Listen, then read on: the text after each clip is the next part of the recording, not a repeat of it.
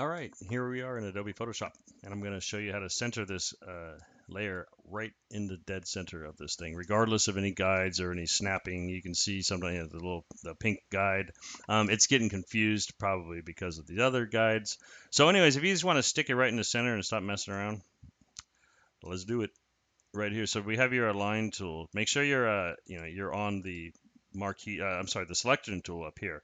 Then your align tool will pop up here, and they're all grayed out. Nice, right? So you just got to go to this ellipsis, the three dots, change this to canvas. Now I like they're live and they're ready.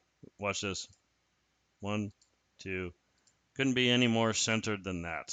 So that was that. That's one of those things that if you don't know where to click, you're just gonna like lose your mind. So hopefully that helped. If it did, hit like, let me know in the comments. Thanks.